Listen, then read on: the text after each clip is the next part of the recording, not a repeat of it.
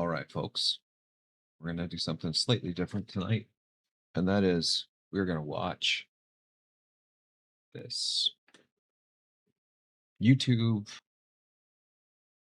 Hey, buddy, I got the doggy with me. Come on, let's make him appearance. There you go. Yeah, okay. Yes. Isn't he sweet? Yes. Okay. You want to go back down and yeah, you want to give me the kisses? Okay, you go back. You go back to sleep. All right, so we're gonna watch this short video from Wall Street Journal on the first humanoid home robot, and I want to share just in advance that this is making its way across the internet, and a lot of people, once they kind of see what's going on, they think that this is pretty bogus. And so I'm going to play this so all of you can see, and then I'm going to share some of my thoughts. All right. I'm going to try to not interrupt. No promises, though. It's here, the first humanoid robot housekeeper. Thank you, Neo. For $20,000, you can pre-order 1X's Neo robot now, with delivery in 2026. I think you missed a tiny spot over here. Just one little catch. There may be a human behind the curtain, pulling the robot strings. If I throw up, will the robot throw up? A company representative may need to peer into your house via Neo's camera eyes to get things done. To many people, this is crazy. You have to be okay with this for the product to be useful. But is Neo a useful product? We're twinning now, Neo. Home robots have had two big challenges: creating a safe and capable body and a smart brain.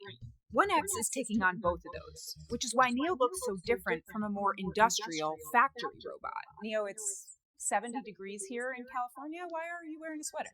Good question. Bert, why am I wearing a sweater?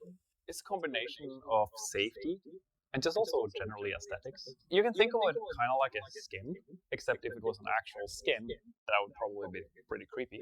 It would be creepy, but I actually wasn't all that creeped out by Neo. Inside Neo, it really starts with some very, very powerful motors that we have developed here on 1X. These motors are so strong and light that instead of using the classical gears that you see in robots, we can actually pull on tendons loosely inspired by biology and muscles. This allows Neo to move around not just quietly and smoothly, but also be very, very lightweight and be very low energy in motion, just like people. That lightweight design is intended for our safety, in case the 66-pound robot falls. Although Neo is capable of lifting up to 150 pounds, it's not as superhuman as you think. Crush it. It's a walnut.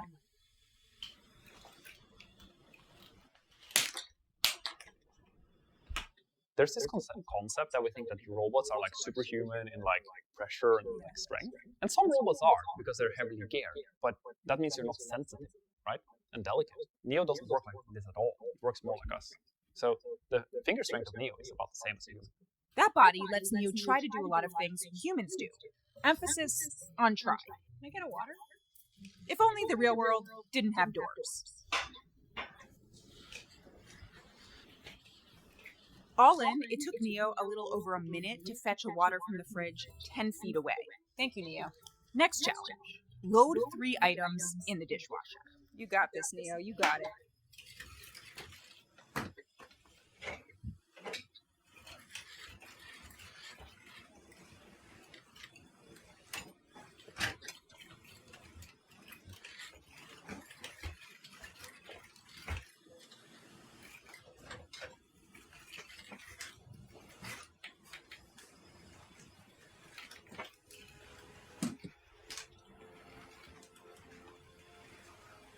Oh, its finger's broken. Down there. It, like, displaced itself. And that took 5 minutes.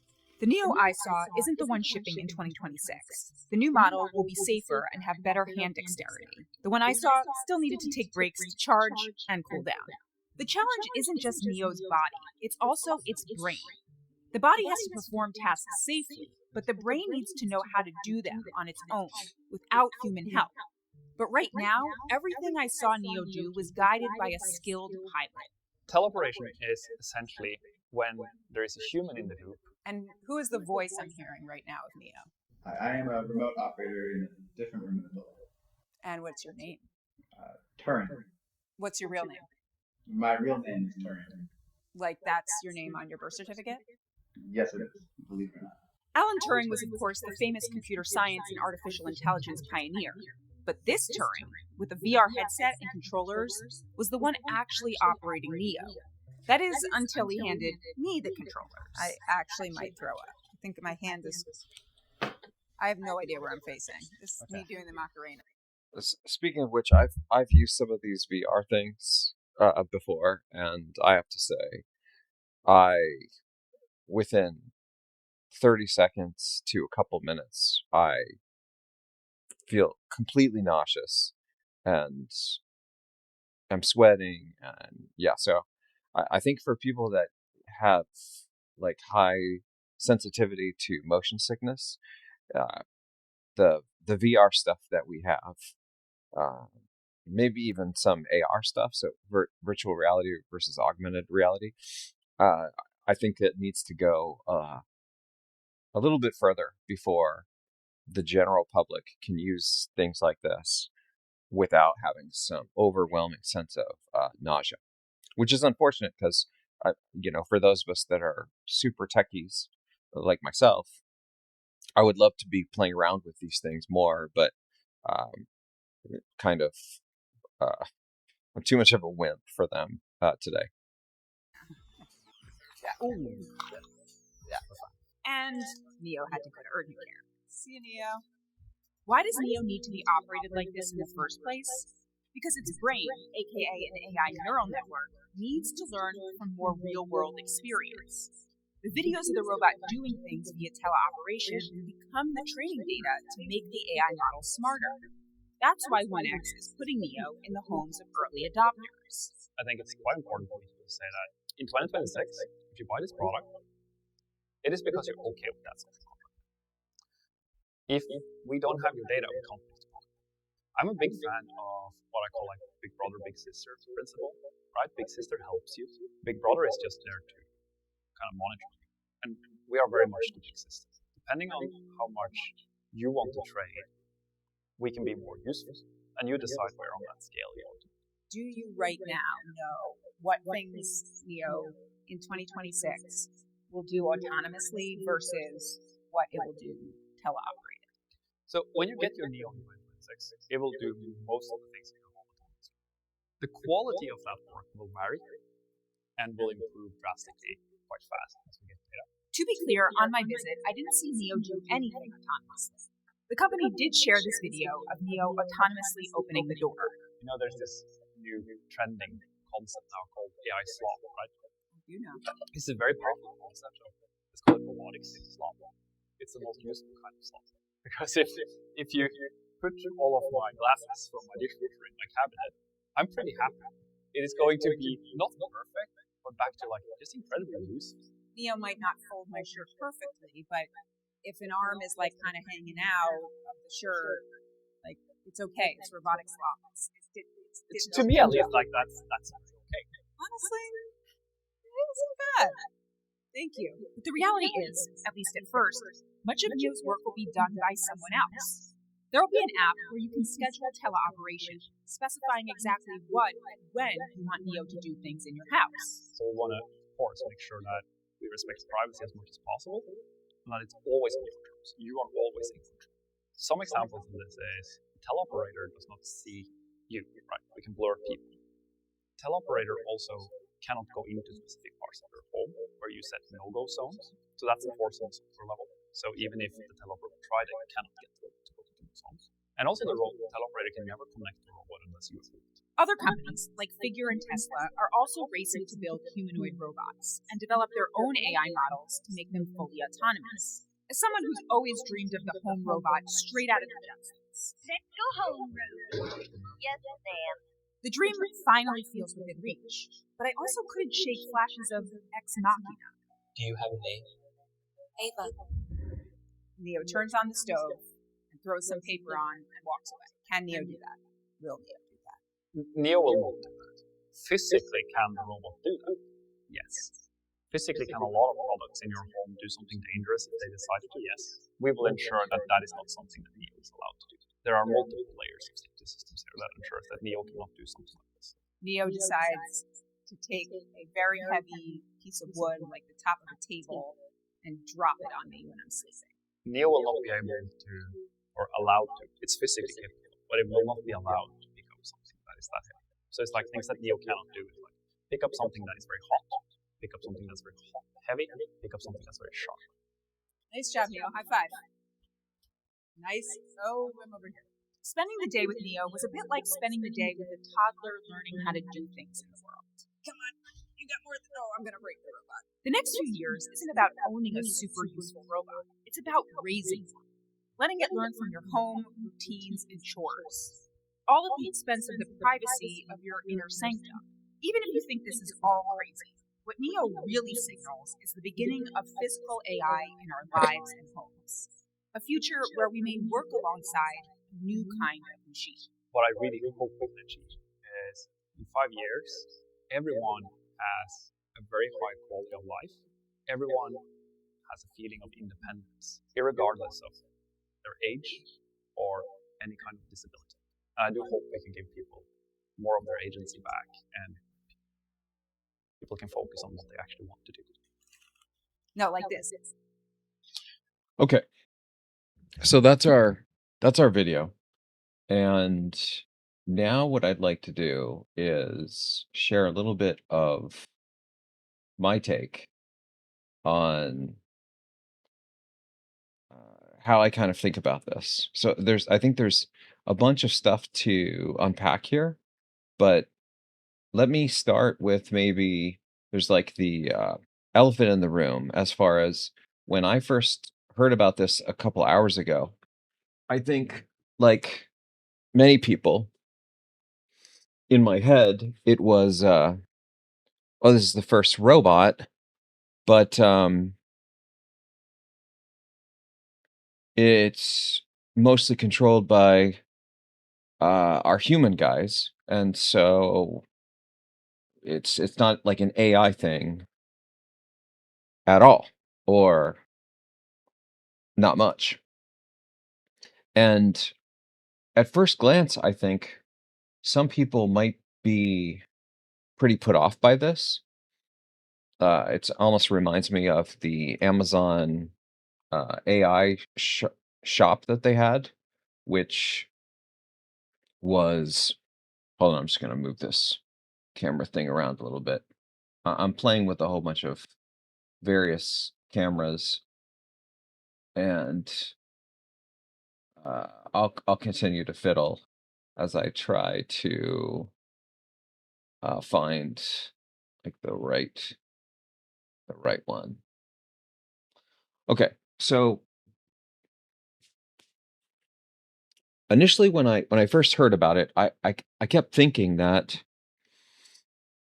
oh, this is going to be amazing, and it's going to be very AI driven, and truthfully, it sounded unbelievable. I when I saw there's like a Neo video from the company itself, 1X or something, and they didn't disclose at all that it's controlled by a human operator. It has the present almost as if it's completely AI.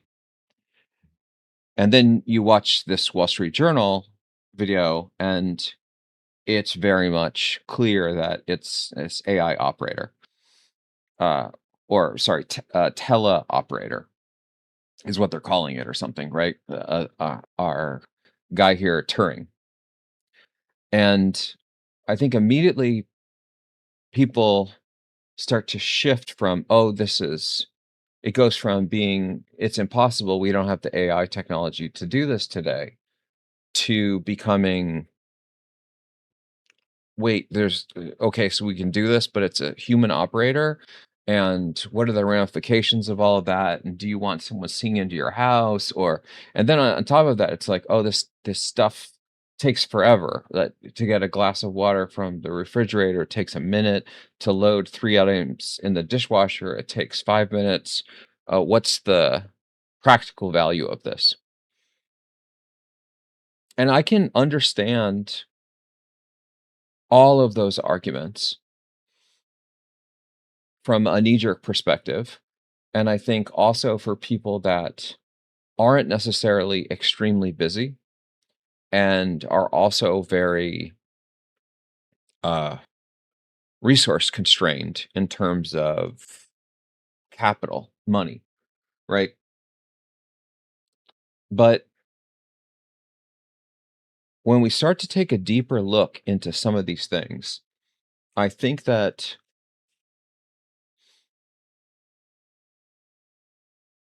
this actually makes a ton of sense to me. And I kind of love it for a variety of different reasons. So let me start and kind of explain first my life a little bit. Uh, one of the biggest constraints that I have is I don't have enough time. And if I can have assistance to help me with various things, that's like one of my biggest problems. And also being in Northern California, getting assistance from humans that are reliable is actually exceptionally hard. Part of the reason for that, and people that are not in the Bay Area, you may not experience this. For example, when I lived in Colorado, I didn't really experience this, but now that I'm in NorCal, I experience this perpetually. Is it's almost impossible to find reliable help in even very simple things that you can generally find help in almost any other place, at least in the United States. What do I mean by this? Let's just say, uh, like house cleaners, finding people that are reliable folks to come and clean your house every couple of weeks or something is like a problem that I have been unsuccessful in trying to solve. Another is like a reliable handyman or someone that can come in and do various odd jobs to fix things up. And part of the reason why, as I've thought more about this and I've learned more about the Bay Area, is it's because um, turn this background stuff off a little. Maybe if I can just power this down. Okay, we'll see if that works. So part of this, as I understand it, is caused by the abundance of wealth that's in the Bay Area, and that the people that are extremely wealthy, and what I mean by that are the folks that are like the billionaires that are in NorCal or the centimillionaires, they are paying outrageous amounts of money for the top service people in the area. And so all of that good help goes principally to that very small portion of the population. And the reason why is they can pay 10x, 100x more than sort of the average person like me. Well, I can't pay, or it's not practical for me to pay the housekeepers like $1,000 a visit to clean a 3-bedroom house or something. But for the billionaires or the centimillionaires, like sure, they can pay that. And so it becomes basically a supply problem, is that the demand is so high and that a lot of the people in NorCal are already wealthy. So the baseline of wealth is like significantly higher than other places in the world. Yet it's too expensive for normal kind of servicing people to live that they have to commute in, and that's going to take them an hour or two each day. And so because they're not readily available, there's a smaller supply, but there's significantly more demand. And so the supply is notably smaller than the demand. And so this is just capitalism 101, where whoever can pay the most is going to get access to the limited supply,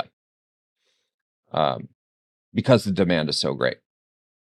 Now, in other parts of the United States, like when I live in Colorado, it's very much not the case, is that there's an abundance of supply and probably less demand, because what tends to happen, like this is sort of one of the maybe universal truths in the world, is as people are, this is general, this is me speaking generally, this isn't always the case, but generally speaking, as people generate more and more wealth, the resource that they tend to value the most is time, not money. So they have money, and the money they use to buy back their time. And they buy their time back by offloading some of the chores or the things that they have to do on a daily basis, and just pay a premium amount for someone else to do it. So people go buy groceries for them, they do their laundry, they clean their house, they do the landscaping. And this is monetarily practical because the time that they save in this is time that they can be working in their career, their profession, where they would make 10x or 100x more money than if they did these tasks. So it's simply a cost reward function, right? So the cost of doing the labor yourself gets you just the reward of getting these things done, whereas the cost of working in your job as a very high paid professional rewards you with so much capital, and only a small amount of that capital is required for this thing over here that then can be done, and you end up with the time bands are equal, but the value, the reward is significantly higher over in the profession stuff, right? So what you want to do is you want to generally like offload the work.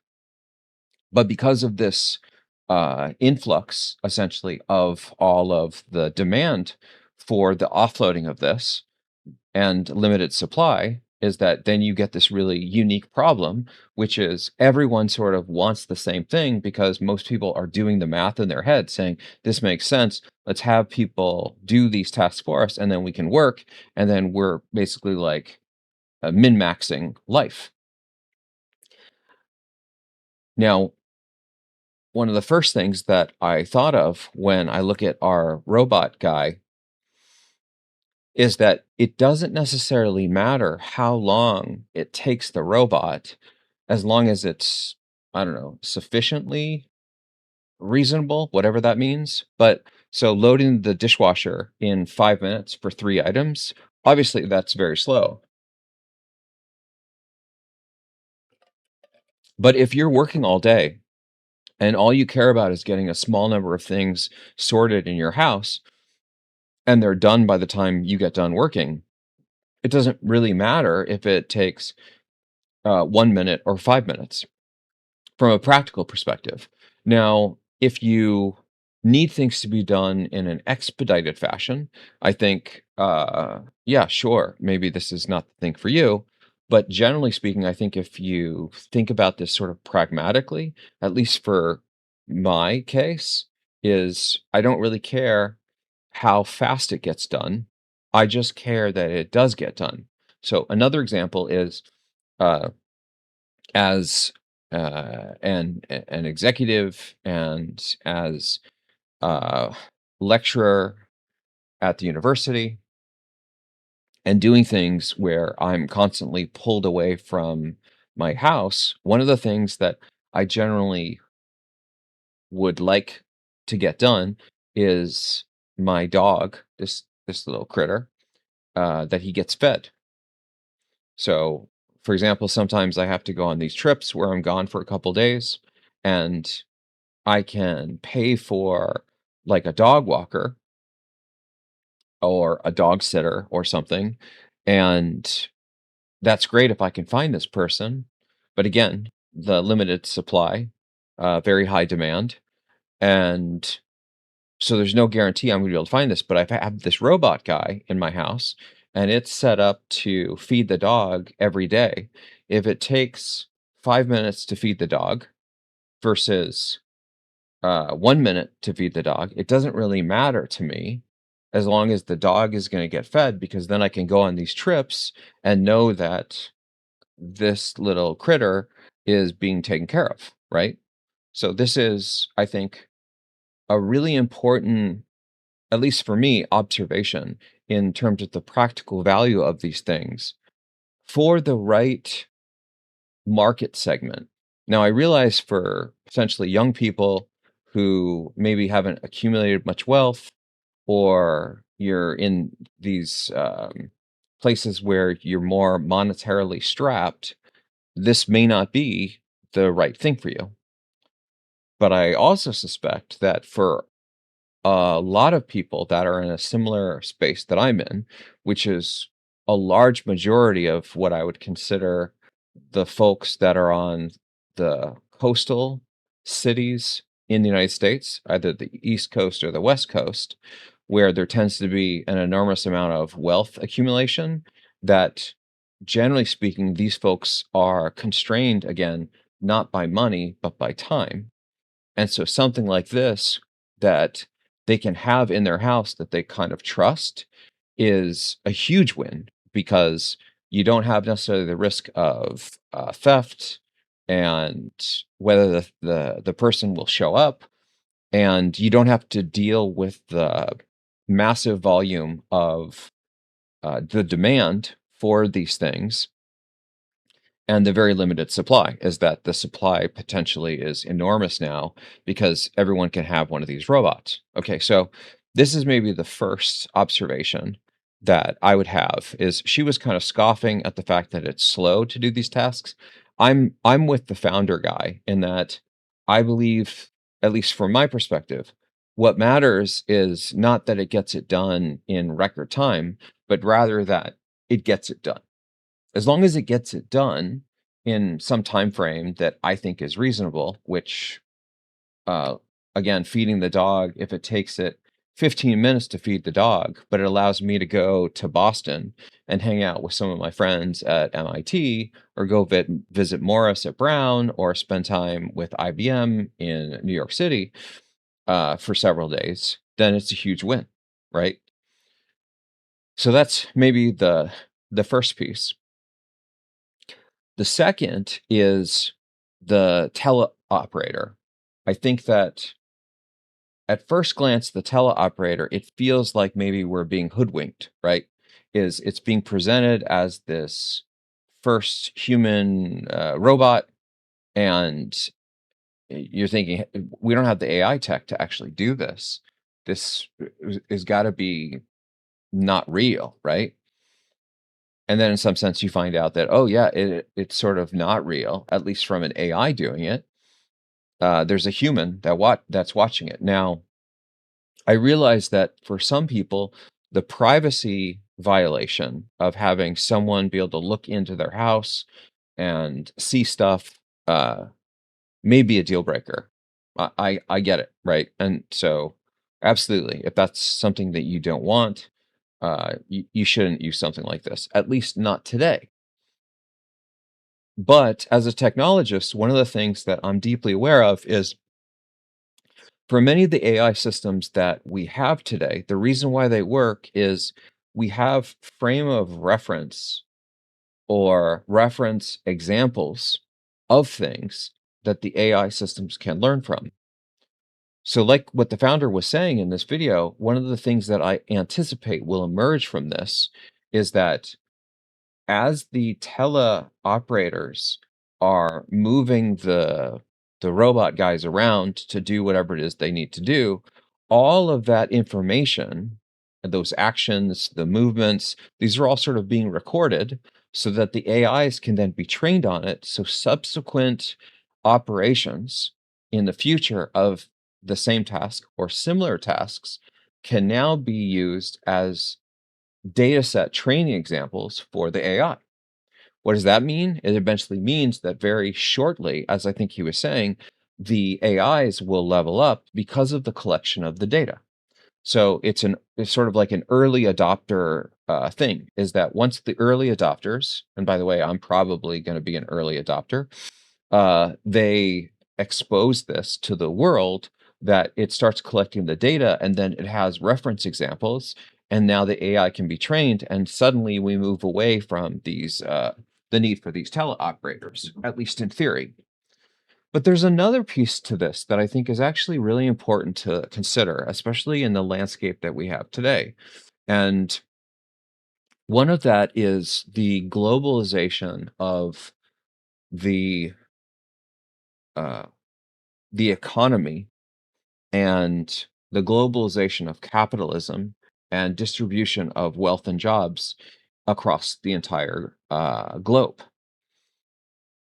Now, if you live in a first world country, and by the way, for GTT, for many of you who don't know, the majority of GTT viewership, as I understand it, based on demographic information, at least what I've seen over the last few months, is it's not principally from the United States or Canada or even Western Europe.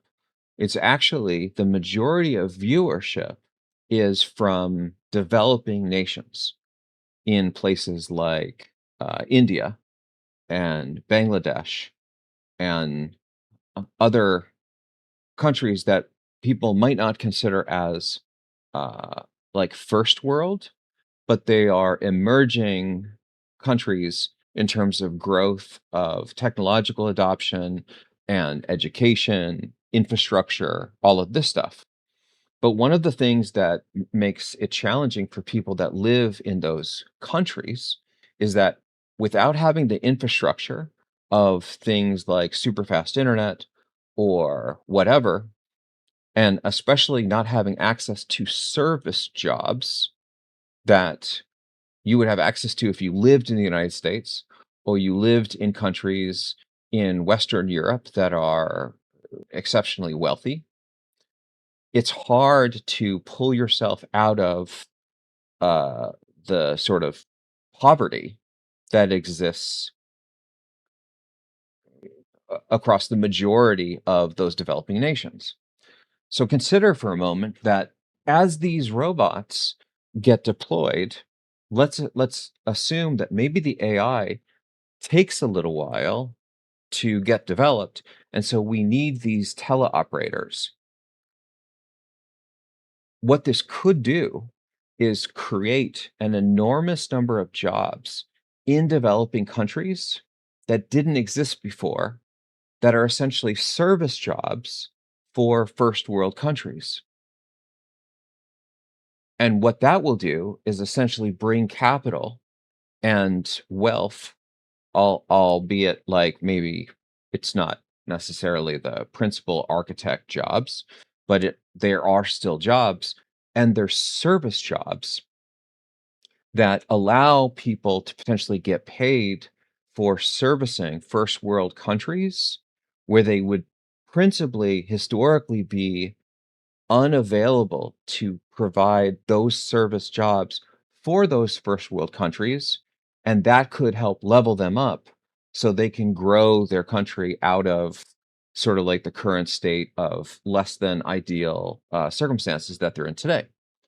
And so rather than looking at this as like, oh, this is a con artist thing, or, oh, you're going to need these human operators and they're going to be super expensive, you can look at this as like, this can provide exceptional service value just from the teleoperators, not even the AI, and give people service for first world countries where there's more wealth, but there's potentially limited time, and then give access to wealth and those service jobs for people that are in third world countries that will help them grow those countries in infrastructure and help level them up with service jobs that they normally wouldn't have access to unless they move to places like the United States or Canada or Germany or something like that.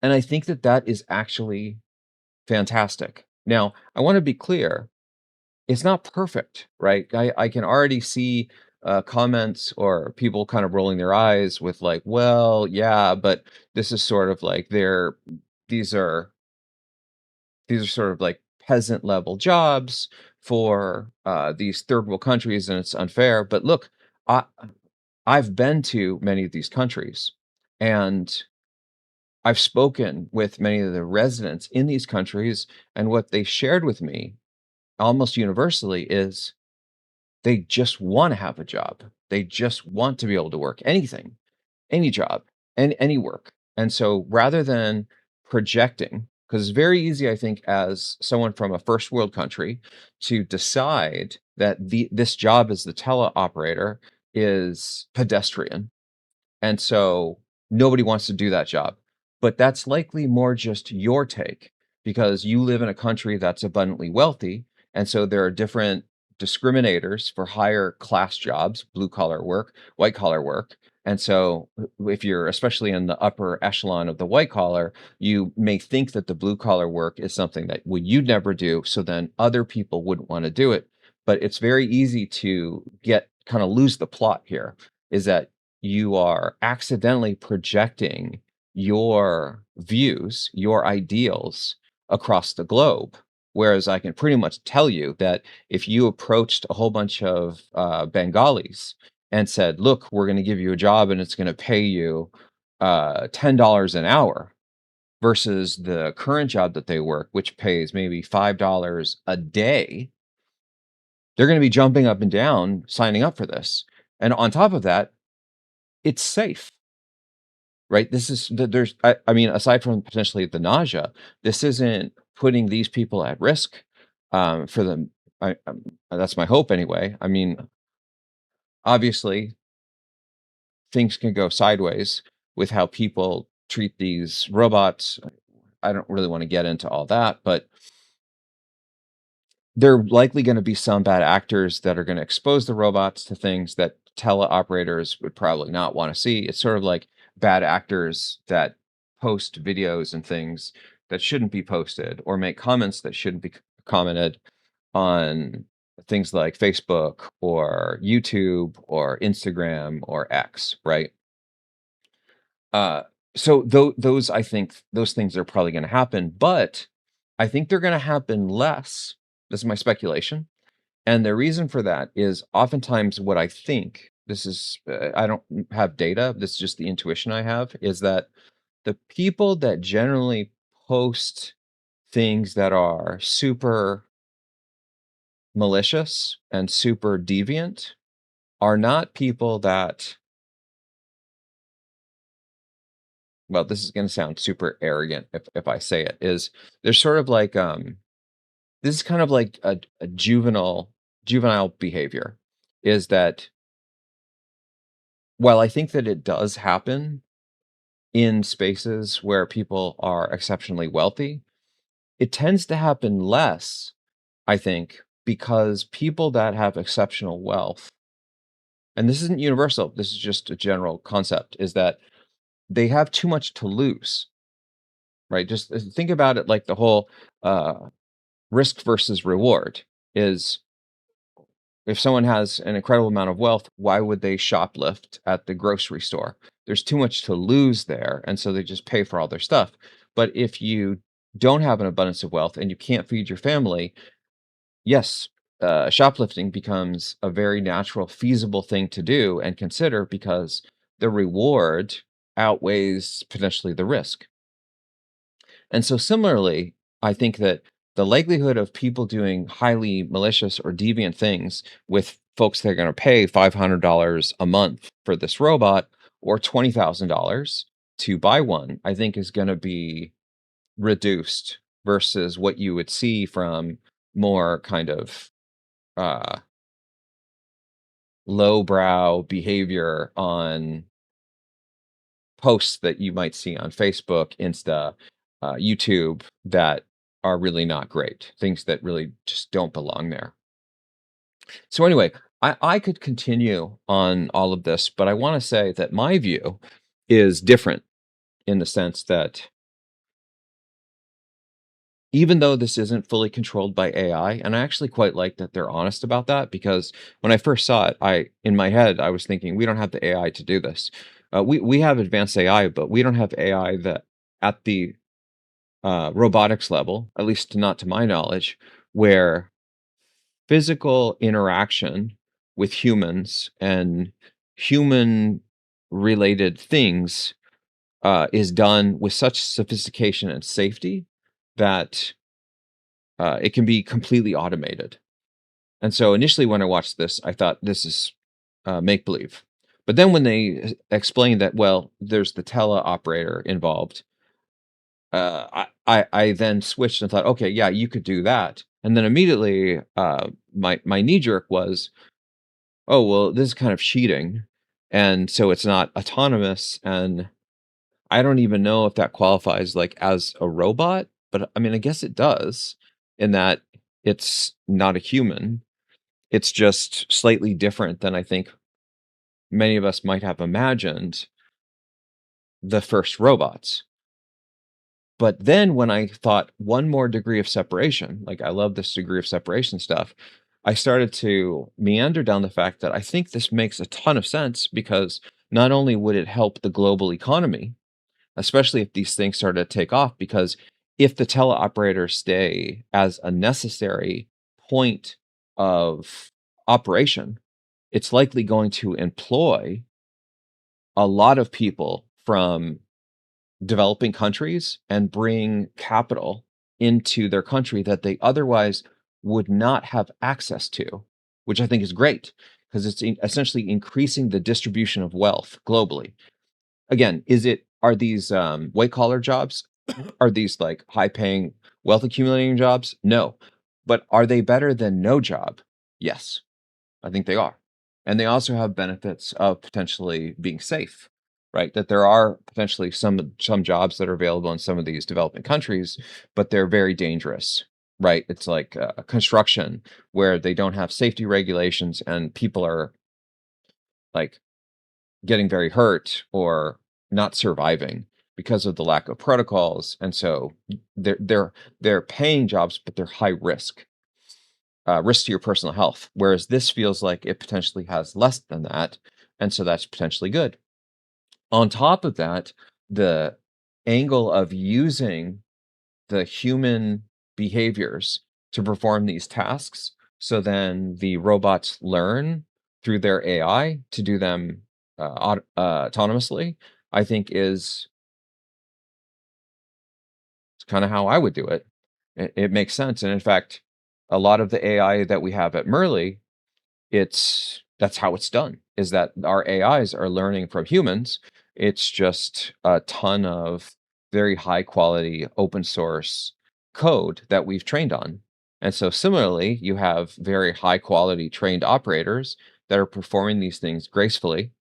And those are the ones that essentially would be picked potentially as training examples. And then now you have AIs that are doing things and learning at a significantly accelerated rate in the real world, whereas the other AI systems, the other AI robots, they don't necessarily have the practical real world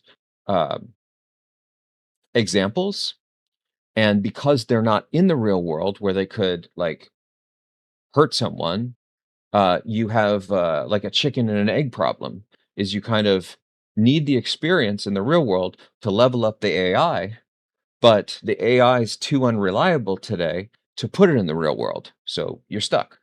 But this actually is a beautiful stopgap to that, is it solves both problems. It allows us to put the robots in the world today in a somewhat safe way using the human operators, And simultaneously, it's leveling up the AI models so they can ultimately take over in a few years.